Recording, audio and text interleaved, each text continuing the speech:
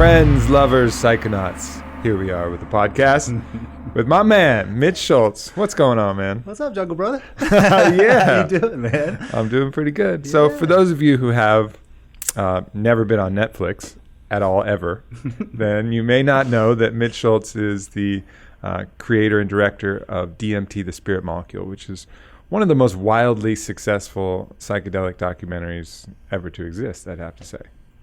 It's been a great ride, man. Yeah, it's been cool. It's been 3 years now, next week, since the film has been out. And just looking back at that, wow, what an interesting ride.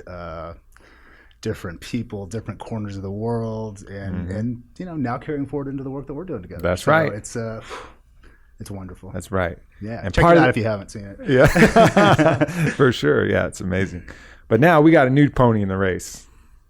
Huachuma. We do. Yeah, so me and Mitch, you know, we went down, and I've told this story before. I told it on the JRE, and I've told some of it here. But the very first time we went down to see Don Howard at the Spirit Quest Sanctuary and take this little medicine called Huachuma. We didn't know shit about Huachuma. Thought it was, we didn't know much. But we brought some cameras down there, and we were going to figure it out. And that's what we did. And let the cameras roll, and now we got a documentary out. I know, and it was just kind of like, hey, we're gonna feel this thing out. We knew that there was something there. We had a great group of people to go down there with, and it was like, let's just roll the cameras and see what we get. But what a pleasantly surprised. I'm happy as hell to get this thing out, because this is the first project that I've put out since the Spirit Molecule. And so sitting back down and editing and getting into that space, man, it was great. So yeah, thanks for opening that up, man. What for sure, man. No pun intended. Yeah, it was a really interesting kind of way that it happened, because we talked about some ideas, but really when we got down there, we just wanted to capture the experience. We wanted to make sure that we were out of the way. At least on the crew part, the crew was out of the way of what was going on for the most part, and we were just there to witness and observe kind of everything that was going on. Witness and allow, baby. That's it. And in doing so, we ended up with this really kind of organic feel to what we captured. This kind of non-invasive feel of just being a part of the jungle and of the ceremony itself. One of the great things, I think you even said it, this moving meditation, and in some ways that really is what unfolded in the edit room, but also what we're getting back from people, that they feel like they've been able to go down into the forest and they could feel the medicine working through it. And that to me is probably the best feeling, when you can transfer that into the viewing experience for the audience out there. And I feel like we kind of captured that essence of that medicine, or at least a portion of it. So yeah, it was magical, man. And what a great medicine. Now seeing how people are responding to this, and the interest that's starting to pop up, and I think since you talked on Joe's show, I know. I heard Don Howard. He's booked through January already. And probably after the documentary, it's just going to be slammed. But we kind of knew that was coming. Yeah. But it's an interesting thing. Huachuma comes from a society who lived in a place called Chavin, which is really the cradle of pre-Incan Andean civilization. And it was a sacrament that they offered, to pilgrims who would come visit and people who lived in the area for about 1,000 years. And it was 1,000 years of peace based on the archaeological records in the area, which, you got to think has something in great part due to Huachuma, just based on that kind of feeling that we all got, which is aligning ourselves with the greater good and this sense of brother and sisterhood. Yeah. That it co-creates. And it's that direct experience, and I think that is kind of what's happening again with psychedelics, but it's that direct mystical experience where you don't have that in between. You don't have to have, and that's Don Howard's whole thing. You need to feel this. You need to go through this and make your own decisions as to what this thing is. I'm not going to tell you what it means, and you need to experience it. You feel it. Yeah, he always says the medicine is the medium, not the message. That's just the conduit, the translator. So to speak. As a McLuhan fan, I love that too. Yeah. And really, it felt like that. But so what I was getting at though is this medicine, thrived for 1,000 years, and ayahuasca was around the same time too. But ayahuasca has kind of that tradition carried on with a lot more tenacity than the Huachuma tradition. I mean, there's a couple of practitioners of San Pedro, which is what the church kind of came and they rebranded it so that it fit more within their Catholic paradigm. But the traditional Huachuma way has largely been lost. I mean, there's Don Howard and maybe one or two Huachumeros out there in the world practicing in the archaic, ancient Chavin way. It's really interesting. Yeah, and it's I'm sitting here trying to figure out or think about why that would be. What would cause the Huachuma to kind of go out of style, if you will, and ayahuasca to continue to flourish, or at least hold on to some roots and kind of come back up. I think all these medicines, though, and Huachuma being one of them, or San Pedro, is probably of interest to a lot of people, and will probably continue to open up a lot more. It is a little bit tougher to get your hands on, so to speak, and be involved in that, but it's one of those medicines, as we know, that just really taps you in. It's not about seeing visions necessarily or this thing, but it's that although you can being see, in you can see some right. Grinch clouds, for God's sake. That was real. It was real, everyone. I saw a cloud that looked like a Grinch. We have pictures. It happened. We have pictures. Photographic proof. But it gives you that you're in the flow, right? I mean, I think you even mentioned that in the documentary, that you are fully aligned with what's going on orally, in between the sounds and the taste and the feel and everything just aligns. And if you're working comfortably with it, man, it has some great insights. Absolutely. Great insights. I wonder if it has something to do with the location that it was at. I mean, if you're in the jungle, and you're gonna fuck with the tradition, let's say you're whatever force out there that wants to stop traditional native practices and instill it with your own. And you got a choice. You can either go talk to some people who live in the plains or the coast or the mountains, or you can fucking sweat it out into the jungle, getting bit by mosquitoes or whatever. I mean, the jungle itself is kind of like this insulation for the ayahuasca practice. I mean, you got to really beat your way through the bush to get in there and start disrupting, traditions. Whereas if it's something like Huachuma, you're like, oh, what are these guys doing? It's a beautiful day. Let's go over there. Let's go over there and fuck that thing up that they're doing out there. So, I think maybe the jungle acted as this kind of insulation to the ayahuasca medicine, whereas, the medicine in the mountains or the plains was a lot easier to access. I'd love to be able to try that medicine in the mountains, and what that feel is. I mean, just the loss of humidity, or the less humidity has a huge effect on you, because you're just saying the sweat, but it also has that like breathing and that going through that water and that earth thing that was part of that whole ceremonial aspect, but it's alive in a different way. I know. And we got some brothers. We got some brothers down there in the mountains and carrying through for us on the coast. Soldiering up. Now that whole thing is a pilgrimage that starts out on the coast, doesn't it? And does it work its way up to the sacred spot of the Chavin? Yeah, so starts on the coast in Sican and Mochi near, I think, a place called Chiclayo, where they have these old pyramids. And there they do the Masada of power and the Masada of death. And then they move on to Chavin de Huantar, which is out, I think, more in like the plains, like the foothills of the mountains. And then they do, Masada of creativity and the Masada of ascension. So totally different program than what we saw. Because if you watch the documentary, you'll see it's focused on the main basic elements, water, earth, and air, the lower, middle, and upper worlds. And that was, an amazing ceremony. I've been through that twice now.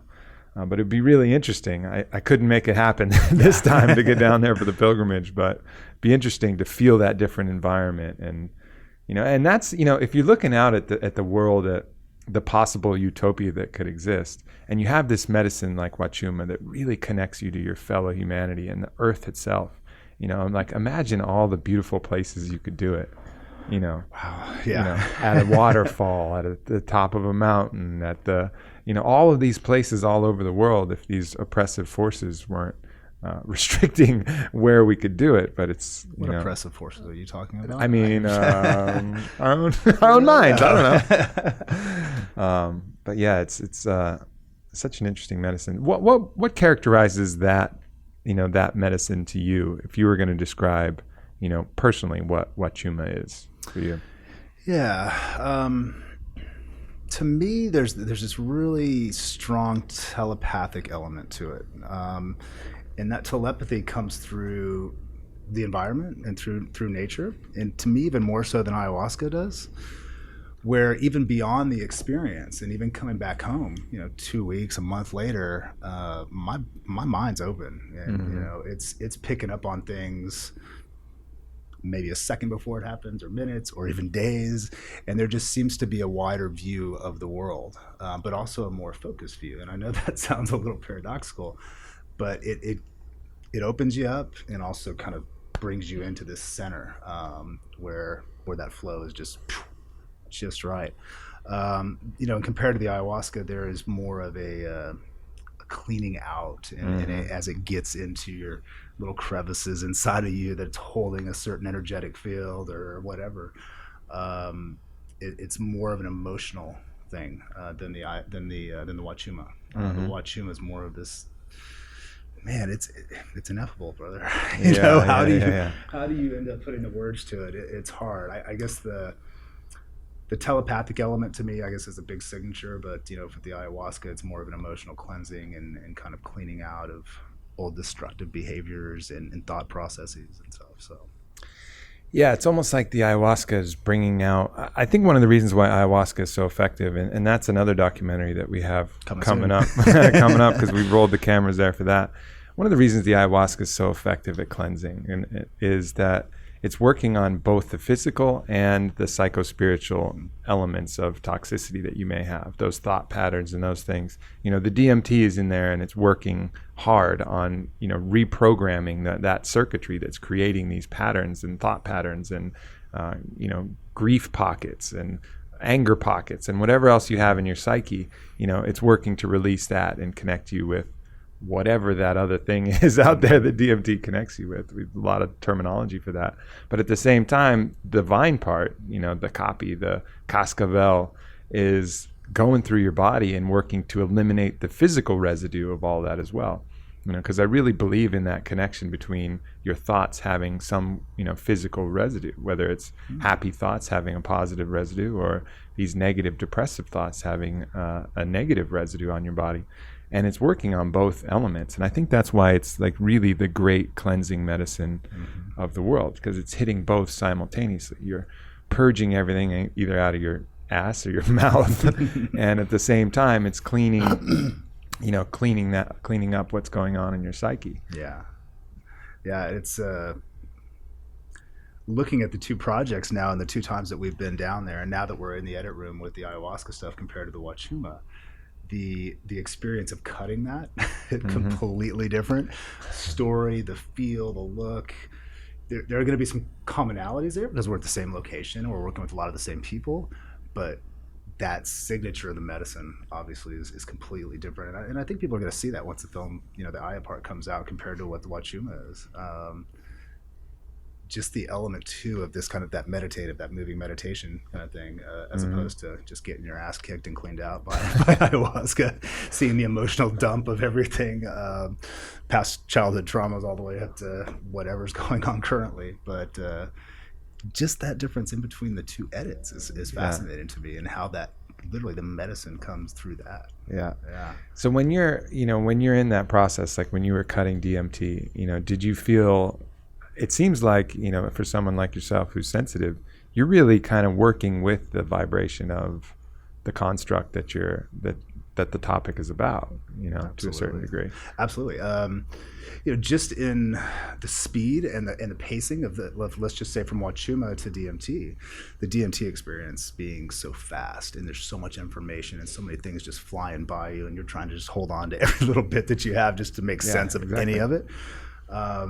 And that was something I wanted to try to put into the film, into DMT. I wanted people to kind of walk out like, what the fuck just happened to me? Just like you come out of a DMT experience, right. It's quick pacing, it's got quick intercuts, and where with Huachuma, we slowed everything down. And being in the edit suite with that one and looking at the time lapse for instance, we wanted to hold on this shot for a long time. Some of the shots we're holding on for over a minute, and I think with DMT we've got 10 frame slices in here, this little thing. Well, you're talking about a 12-hour experience versus a 12-minute experience. Totally. Exactly. So it makes sense. And that's a good point. And to your original question, working with those energies, it's important to try to embed that into the pacing of it, the story, the colors, every part of it, because I think that makes the difference. I think that's what people connect to on the other side when they're actually able to watch these and go, oh, okay, I've never done that, but I kind of get a sense of what that might be, and it might just open up a pocket of interest and say, hey, I'll go check that out, see what that's all about. You know? Yeah, totally. And you can also see, I think one of the things with the Huachuma is, the human biology is designed to connect with fellow humans, and I think that's one reason why reality television, or even any kind of acting that's really good, makes such an impact on people, because that has this impact where you feel like the person on screen. Yeah, empathy, right? You just have to have that empathetic connection. And actually, in the neurobiology field, they're discovering, mirror neurons, which are specifically designed to mirror the feelings and experience of the person that you're connecting with. So you have something like Huachuma, right? And you're watching that, and you're really getting into these characters, and your mirror neurons are firing as you're watching someone on Huachuma. So it's very, very similar to like you're actually on the medicine, because it's like, I am now connecting with this person.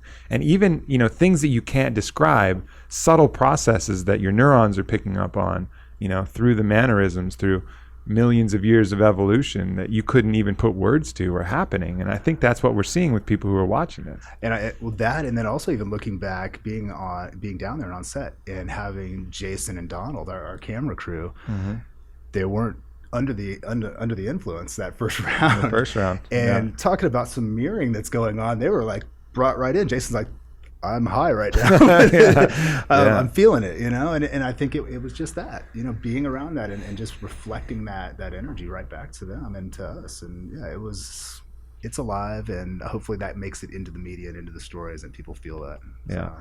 That's going to be really interesting. I haven't seen any of the ayahuasca footage yet. So that's going to be really interesting for me, because I remember, we had to watch a bunch of cuts of this Huachuma, and every time I would drink the cup, you would see my face just shudder thinking about it, because there's that kind of reaction like, oh shit, here we go. And when you actually drink, you set yourself almost in a trance, and Don Howard helps do that. They put you in a trance so that that whole process goes a little smoother. But when you're just bone coming off your regular beta level consciousness, you're like, oh my god, I can't believe I'm drinking that, and that much puts of you right it. back. For sure. I'm excited for you to come see this next little round this next week. But totally different vibe. But I don't know. Yeah.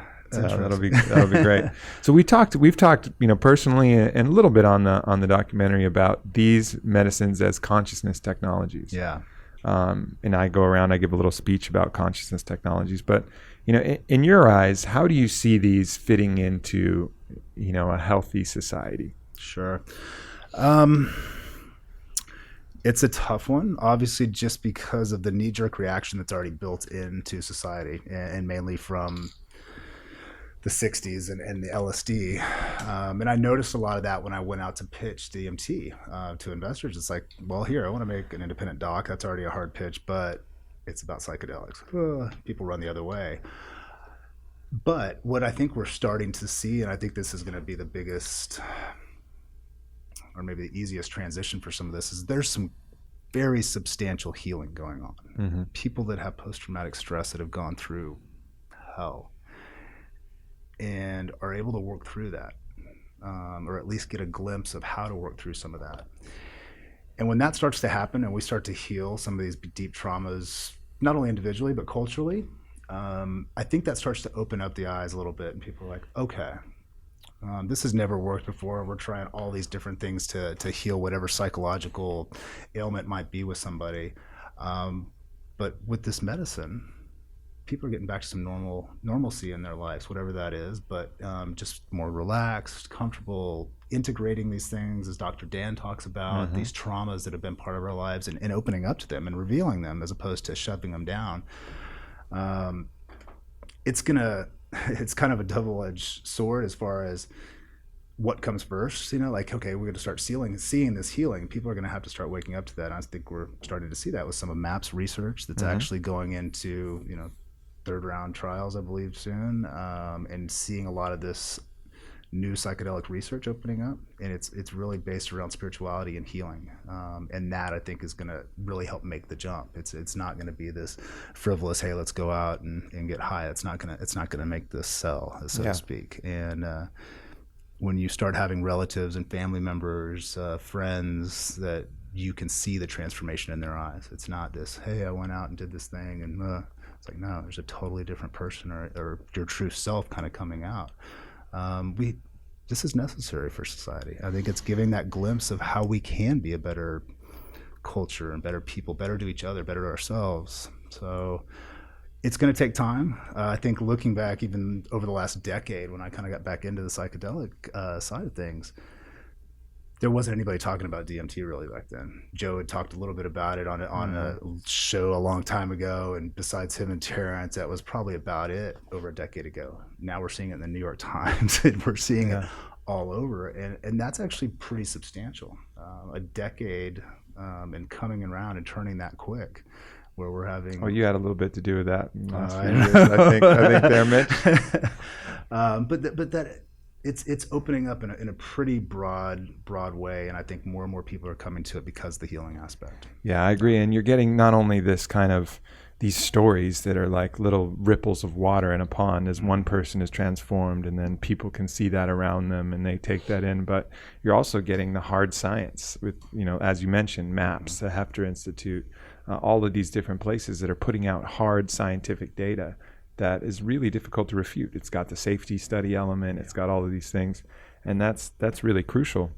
I think, one thing that I do want to mention, though, is as more and more people hear about this and more people have transformative experiences, there's going to be people who are offering medicine who are not qualified to offer the medicine, and we keep calling it medicine, and I think that's a fair analogy. But if it's medicine, then the people who are administering it should be doctors. And we're following the analogy here. So if it's medicine, the person should be doctors, and if they're doctors, they need to have that great experience, that education. They have to understand the core principles of any medicine, and some of those principles are like the principle of minimum effective dose. And I think that's something that I've seen personally in just talking to different people, and the bad instances that I've heard is people who don't understand minimum effective dose. That was something that happened to me when I did that Cambo medicine. I had a really enthusiastic, well-meaning but extremely enthusiastic combo practitioner who wasn't from any traditional sense but had done it a lot, and his body and his girlfriend's body were covered with dots. They liked it, and they started me off with 11 points, whereas every traditional Cambo practitioner, they're like 11. It's 5. It's always 5. You don't vary from that. So the principle of minimum effective dose was lost because the medicine to them had this kind of holy nature. It was like, this is the holy medicine, so more holy medicine will do a more holy job. And if not, that just means you needed to detox more. Well, that's bullshit. That's a logical fallacy of confirmation bias. At the end, and I think having that, saying like, all right, the medicine, you want to give as little as possible to have an effective experience, and also to understand that everything has an LD50. Like everything becomes poison at a certain amount. It doesn't matter. Tylenol kills 980 people a year, but it also cures a lot of fucking fevers along the way. I mean, everything. Caffeine has an LD50. Caffeine will kill you. Psychedelics will kill you. Like it's not always not always medicine. It's medicine in the right dose. You know what I mean? And I think people get so excited about it that they forget that. That's the key right there, is there becomes this like almost zealot nature to it. Like, exactly. I have seen the light. Yeah. And I'm going to show everybody the fucking light. Okay. But it's dangerous. It really is. And there are a lot of issues that are starting to come and open up with that, because a lot of practitioners or people that are well-meaning trying to be practitioners, I think a lot of time, and not knowing the energy of that medicine. and also how to deal with people that might be going through some very, very big experiences. That's where people can get lost. And it's important, really important for people to research. If this is something that does call you, to do your research, go out there and ask questions a lot.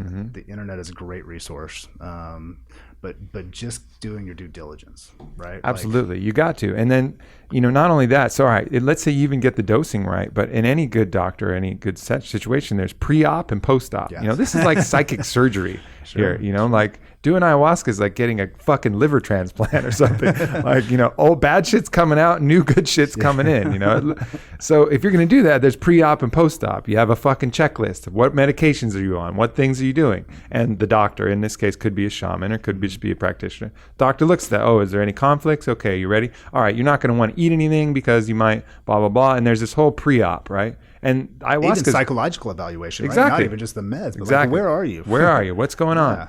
And that's part of the dieta and part of these questionnaires that you see with a great practitioner like Don Howard. I mean, these long forms that you have to fill out and these detailed questions, and then the eye of the wizard himself as you arrive, and he kind of checks you out, and makes sure that, as he probes through in whatever kind of means that he has. And then there's the post-op, and I've seen this go terribly wrong, and I've seen this go, really right in a challenging situation. I mean, some people, even if the setting is right, the medicine is right, and we saw this in the last Huachuma experience.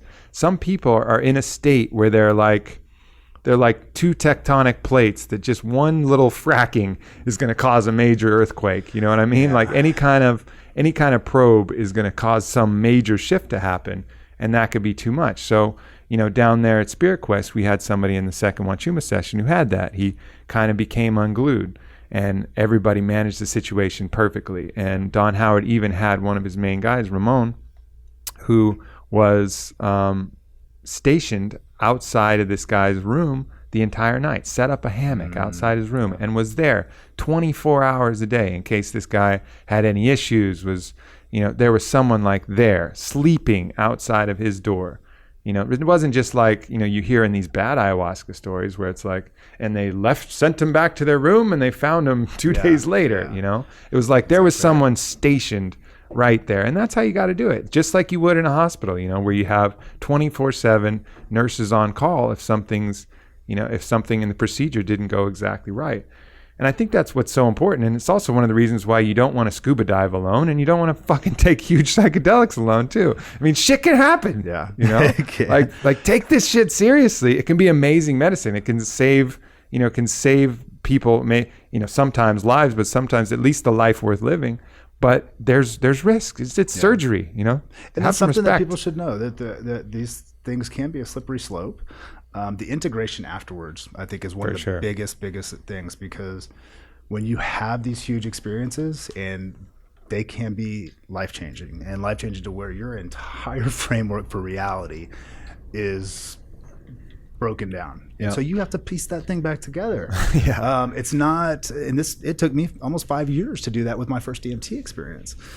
And I didn't have a context for it or a framework. And that's what I think is starting to happen. These communities are starting to build, and we're starting to say, okay, as Westerners, we don't necessarily have this in our mythology, but we're starting to kind of build these communities and these groups. And even the psychedelic community at large is starting to step up and be like, all right, there's some practices here that are important to make sure that we don't have any major fallouts and things that happened back in the 60s. This isn't for everybody, but the integration part of coming back and being like, all right, how do I understand that I just saw full-fledged beings in front of me, and they're moving in and out of my body and cleaning me out, and it's like, how, especially for a Western mind, it's not used to seeing that. Even just that simple little bit is huge, and it's something that needs to be paid attention to. Absolutely. So, if you actually just hammering this analogy, if you actually just got surgery done, Huachuma is like kind of almost like a heart surgery. You're opening up your heart, and literally that's what it feels like, is your heart is open to new thoughts, new feelings, it's new vulnerability or whatever. If you actually got a heart surgery in the hospital, the doctor would be like, all right, listen, no heavy running, no heavy exercise, keep your diet clean, don't stress yourself, don't put yourself under a bunch of stress, ease back into work. And if you actually got heart surgery, you'd be like, got it. Like that makes perfect sense. But you go do Huachuma and you're like, I'm fucking Superman, and you hop back in and, you know, allow any kind of toxic situations you previously had. You just fucking dive back in because you don't have that same respect that you should if it was a real surgery, you know. And I think that knowledge is spreading. Like integration is like that post-op recovery time. Like give yourself a little time. And I'm preaching to myself more than anything, because I dive into the shit sandwich head first and start swimming immediately, you know. And it's been challenging, especially after this last experience, because I went so deep in that ayahuasca experience. It was so heavy, and I jumped back in so fast. It's been a challenging time for me in the last few months. And that's exactly it. You know, like it can be difficult, not only on your psychology but your body and every aspect. So pulling back, knowing who you are, going in slow, it'll be worth it. Just do it. It'll be worth it. So totally. For sure, man. So what else is, I know you got some other stuff going on. We're part of the launch of the Huachuma. You can view it in a few places, but one of them is on your new Mythify site. Yeah, this is exciting. We've, you know, since I released the Spirit Molecule, been thinking about what's next, right? How do we make something as big and even bigger than we did with that film? And we won't hit that sophomore slump. But what started coming to me, and a lot of times through my psychedelic experiences, is this larger story. And part of this was my own personal thing of like, how am I piecing myself back together? Wow, I just had this big experience, spiritual awakening in many ways, but how am I starting to integrate that back into my life? And so I came up with a kind of a 4-part manifesto, kind of an integrated story where through this kind of pure state of being, you could come to that through meditation, you can come to that through psychedelics, any number of different things. But we have to live in this 3D world. So how are we pulling this back? How are we growing our food? How are we treating animals? How are we treating one another? How are we pulling resources? So the next project that'll be coming out will be Ground to Being, after the Aya film that we're putting out. And then moving on to how are we celebrating that? How are we celebrating that sense of being and being in this world and this amazing space that we have? Burning Man, right? bitches. Burning Man, right? And, you know, music and art and anything that's expressive, you know, how many people want to express but don't get the opportunity to? It's like, man, go do it. And the last part is really going to this, you know, conduit, and how are we sharing our stories? So I saw this as kind of a big overarching narrative, each one of these different sections having a particular documentary to it, but putting together an interactive experience that, you know, you could see on every screen from your mobile device, ultimately all the way to the television, and having a socially conscious kind of narrative built around the human story. How are we redefining who we are as a human species? And how can we do this in a responsible way, in a healthy way, in a happy way that is not just for one individual, but for hopefully all of us on the planet. And that can also open up to this new emerging culture, and these new technologies that are opening up to help us kind of lube that transition, because we are going through a major shift in consciousness. But it's not going to all happen overnight, and it's not going to happen to every individual around the planet overnight. So it's a process. And we wanted to come up with a platform that gave a space for people to come in and explore that and feel safe. And so the new site, beta site, is there. The new site will be launching later this year, so we're really excited about that. And it's going to also have an open source aspect. So similar to what we're doing with the Huachuma and the Aya film here, is putting out the media, putting out not just the hour film or the 45-minute or hour and a half film, but all this other content that I think helps tell the story on a bigger, broader level. Putting that into the hands of our networks, our fans, and letting them make their own stories out of it and sharing it with the world. That this thing starts to splinter, and we really feel like that open source to media gives people an opportunity to come participate in that story. So that's kind of what we're pushing towards, and we've been building the last 3 years and ready to get it out this year. So super excited. That's awesome, man. All right, I'm going to finish with 2 questions. And they're questions, you know, people have heard, but I'm interested to ask you, Mitch. If you could have a conversation with 3 people, any 3 people from the history of the world, the whole history of the world, who would they be? The first one would, and I don't know if it's an individual necessarily, but what was that transition from our evolutionary predecessor to humanity? or So you want to talk to the aliens? I already talked to them. In fact, they're the ones that asked me to come here today. Okay. Yeah. No, but what was that? What was that transition from our ancestors? You might try and ape talk to that lights, person, right? and they might try to eat you, fight you, or fuck you. That's fine. Yeah, go ahead. Hold my own sometimes. Yeah. All right. You want to scrap, dog? I know jujitsu, motherfucker. You know jujitsu? I doubt I know it. Aubrey. It's like he got my back over here. I've just always been fascinated what that evolutionary process is and how we became this thing called human, right? What is that? And so I've wanted to kind of go back into that space.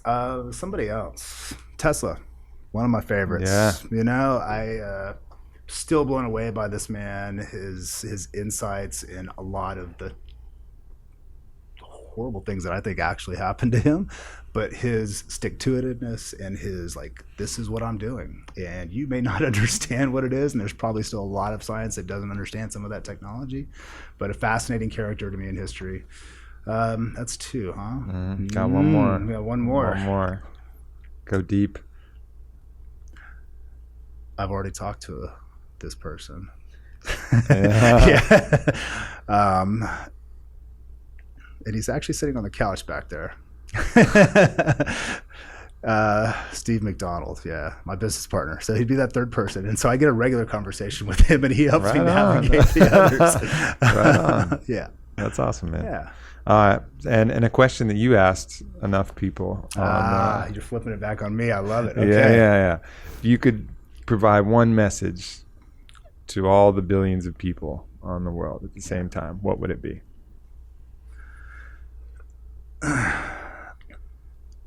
I would say open up to the possibilities that there is more than just human intelligence on this planet. And that can come through not only other animals, but plant life. I think also getting a broader sense or trying to open up to a broader sense of who we are. And that means even that shot from space, looking back at planet Earth when we first jumped out to the moon, that kind of ideal and that wow, it's just this little blue thing floating out in big space. I think it's important for us to pull back and even start looking up. You know, Joe said this, and that simple bit of looking up at the sky can have a profound effect on us, and also humble you in a way that can help direct your life. So I would say open up to these larger possibilities of intelligence and energies around you, as well as humbling, looking up and humbling ourselves. Yeah. Right on, my brother. Yeah. Well, everybody out there, please check out our new documentary. You can view it at mythify.com, mythaphi.com, or go to a very cute little domain that I have set up temporarily. It's Aubrey Mark, MARC.US. I love it. And you can see it there as well. Just put in your email. You can watch it for free. If you want to download it, there's also a link there too, and it's $2 if you want to download it and keep the it. Packages of all these wonderful time lapse. And you got some time lapse and aerial footage packages on there too that you can play around with. So please check that out. Check Mitch out as well, and keep an eye on the Mythify site because there's going to be some good shit coming out. Much love, people. Catch up again soon. Thanks. Peace. Yeah, Thanks, Mitch. peace.